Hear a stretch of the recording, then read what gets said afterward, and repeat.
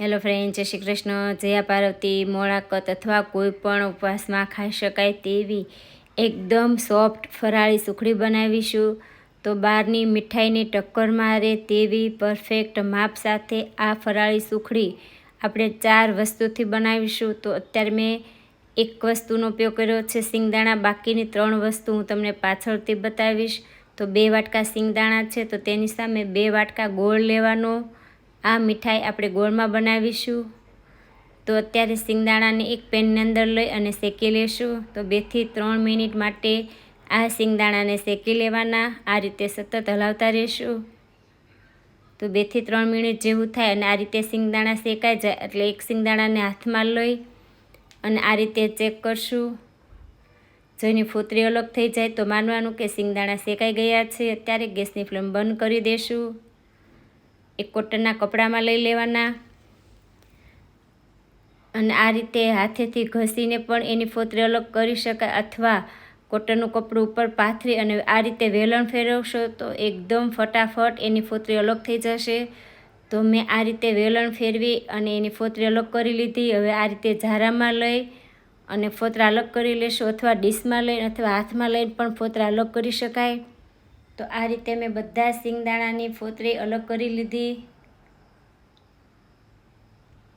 હવે આ સિંગદાણાને આપણે નાના મિક્સર જારમાં લેશું.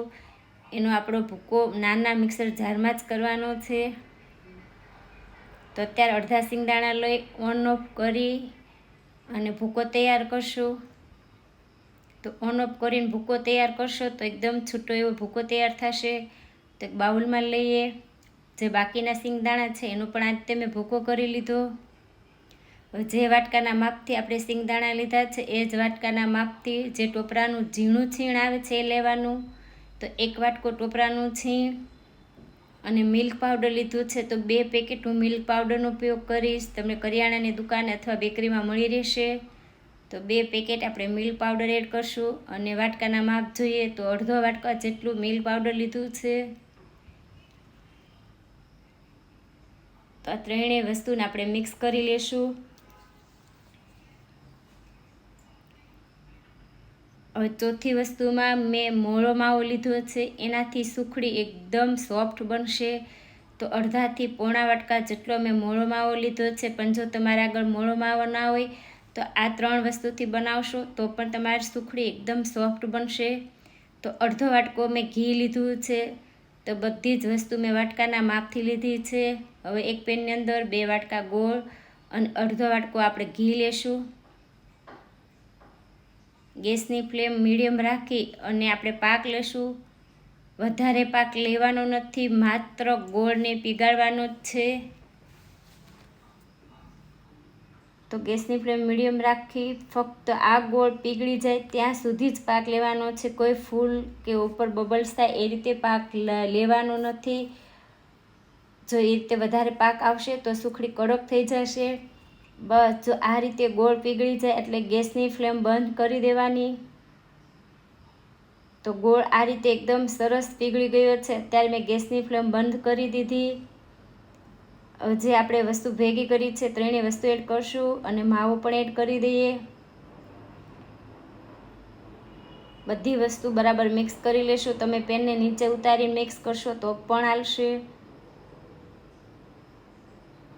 તો આ રીતનું લચકા જેવું આ મિશ્રણ આપણું તૈયાર થશે. જો તમને એવું લાગે કે આ મિશ્રણ થોડું કડક અને છૂટું દેખાય છે તો તમારે 1 થી 2 ચમચી પાણી એડ કરવાનું અને આ રીતનું મિશ્રણ તૈયાર કરવાનું. તો આપણું મિશ્રણ બનીને તૈયાર છે. હવે એક ડીશની અંદર મેં ઘી લગાડી લીધું હતું. આ ડીશની અંદર આપણે આ મિશ્રણને પાથરશું. તો ફટાફટ મિક્સ કરી અને તરત જ પાથરી દેવાનું.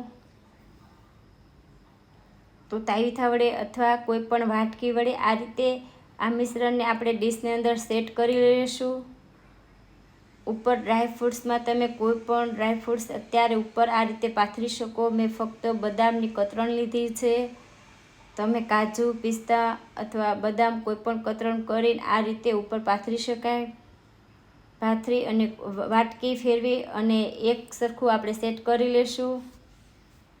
તો આ સુખડી આપણી ગરમ જ છે ત્યારે જેને જે સાઈઝના તમારે કટ કરવું હોય એ સાઈઝના આ રીતે કટ કરી લેવાનું અને આ સુખડીને 1 કલાક માટે ઠંડી થવા દેવાની। તો આ રીતે મેં કટ કરી અને તરત જ મેં આ સુખડીને ઉઠલાવી છે, કેમ કે મારા બાળકને ખાવાની ઉતાવળ હતી એટલે મેં ફટાફટ આ સુખડીને ઉઠલાવી છે, પણ સરસ ઉઠલી ગઈ। પણ તમે આ સુખડીને અડધો કલાક માટે ઠંડી થવા દેશો તો એકદમ સરસ આ સુખડી સેટ થઈ જશે। તો બધા જ ઉપવાસમાં ખાઈ શકાય તેવી એકદમ ટેસ્ટી, એકદમ સોફ્ટ એવી ફરાળી સુખડી બનીને તૈયાર છે। તમને આ વિડીયો ગમ્યો હોય તો શેર કરજો, લાઈક કરજો અને ઉપવાસમાં આ સુખડી એકવાર ચોક્કસ ટ્રાય કરજો। ખરેખર એકદમ સોફ્ટ બનશે અને બહારની મીઠાઈને ટક્કર મારે એટલી ટેસ્ટી પણ આ સુખડી બનશે। આવા જ વિડીયો જોવા માટે મારી ચેનલને સબસ્ક્રાઈબ કરજો।